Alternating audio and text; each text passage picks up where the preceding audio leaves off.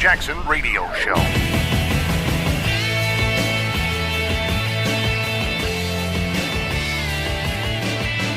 Greetings and salutations. Of course, you are tuning in to the Disgruntled Millennial portion of the Kevin Jackson Radio Show.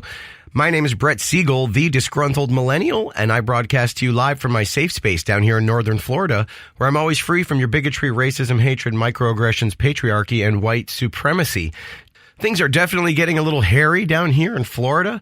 Yesterday, there was a speech by Richard Spencer at the University of Florida Gainesville campus.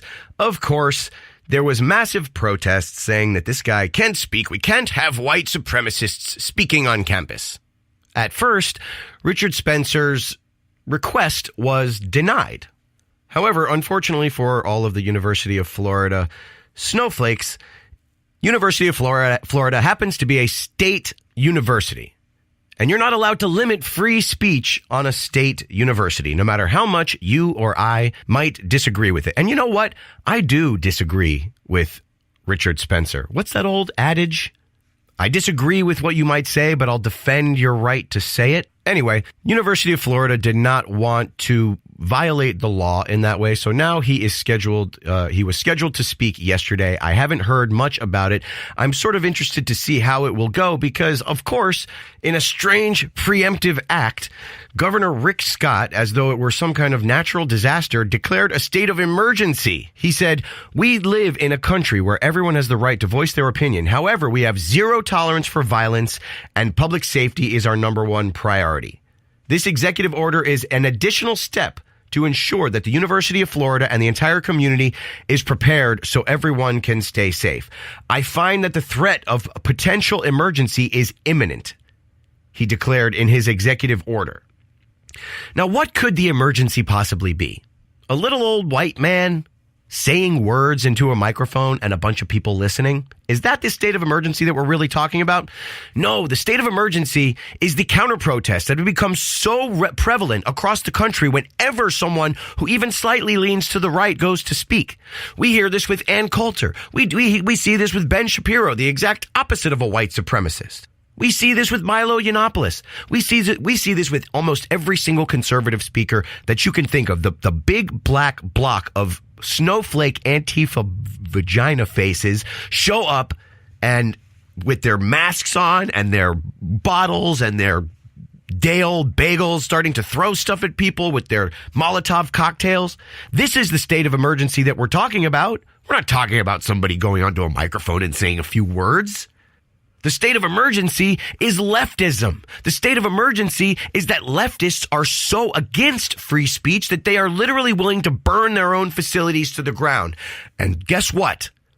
Governor Rick Scott doesn't want that to happen to the University of Florida.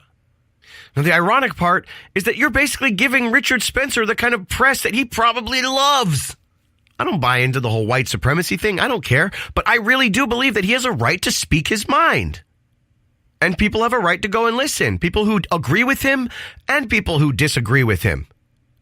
Who knows? Maybe everyone who is going there doesn't actually believe what he's saying. Maybe they're going there for the purpose of crafting arguments so that they could completely obliterate him in the market of free ideas. You don't know who is going to make up that audience. Now, this state of emergency basically means that they are pulling from law enforcement from all these other counties, from all the adjacent counties of Alachua County. I mean, honestly, the best thing these leftists can do if they want to fight people like Richard Spencer is to just leave them alone, ignore them, don't give them the validation that they want. Same thing with Ben Shapiro, even though Ben Shapiro and Richard Spencer are polar opposites. Somehow the left likes to lump them in. Antifa likes to lump them in.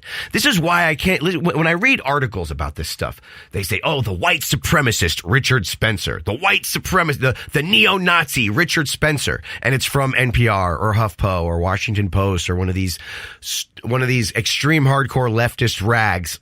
It's just hard to take them seriously. If you're going to lump in Ben Shapiro with white nationalism, if you're going to lump in Ann Coulter with neo-Nazism, if you're going to lump in Dinesh D'Souza with hate speech, then all you're doing is dulling. You are cheapening the word. You are cheapening the word hatred. Now, when I hear leftists talking about Richard Spencer, I automatically think to myself, you know what? He's probably not as bad as people are saying. He's probably not calling for anyone to die. He's probably not calling for death or violence or to kill anyone. When you watch BET, Black Entertainment Television on TV, do you think all the people on there are trying to kill white people because they have a black-only club? I personally find the entire idea repugnant. Black-only clubs, white-only clubs, brown-only clubs. I don't think there should be any only clubs based on race. But we don't get upset when black folks want to associate with each other. We don't get upset when the massive swaths of the culture are basically dedicated to only black issues. The Congressional Black Caucus, we don't have a Congressional White Caucus, and that's knee-deep in the government. Black Entertainment Television, we don't have a White Entertainment Television. How do you know that this guy, Richard Spencer, isn't just a white counterpart to your beloved Louis Farrakhan and Jeremiah Wright and race baiters like Barack Obama? How do you know? I venture to say that 99% of the people who say that they hate Richard Spencer has never even heard a word of what he said. I'm willing to bet that they couldn't even pick him in a lineup. Now, I run a pretty active Facebook, and I do believe that, large groups of people, there's about 72,000 people that frequent the site, and I do believe that large groups of people are sort of microcosms of larger cultural norms. And I've seen some racism on my site. I've seen some really, really nasty, nasty things being said about people of other races, about Jews. Black people criticizing white people criticizing black people, Christians criticizing Jews, Jews criticizing Muslims, Muslims criticizing America. I've seen it and heard it all. And I've said it before, and I will say it again. There's only one side here that is not trying to govern your thoughts, and that is the conservative side. I believe that everyone is entitled to their thoughts, including the nasty, disgusting, awful, terrible thoughts that, you know what, let's be honest, a lot of us have those. A lot of us have awful thoughts. But there's only one side of the political aisle that is trying to police your thoughts, to police your speech.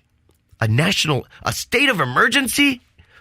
A state of emergency in Florida, really? Because a guy is going up on stage and speaking on a microphone? I would be so flattered. I would honestly be so flattered.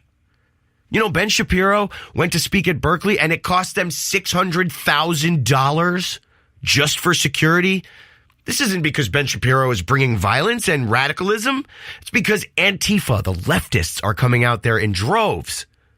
And they probably couldn't even pick Ben Shapiro in a lineup. They probably have no idea what the guy even stands for. And I imagine that it is a pretty sweet, sweet feeling.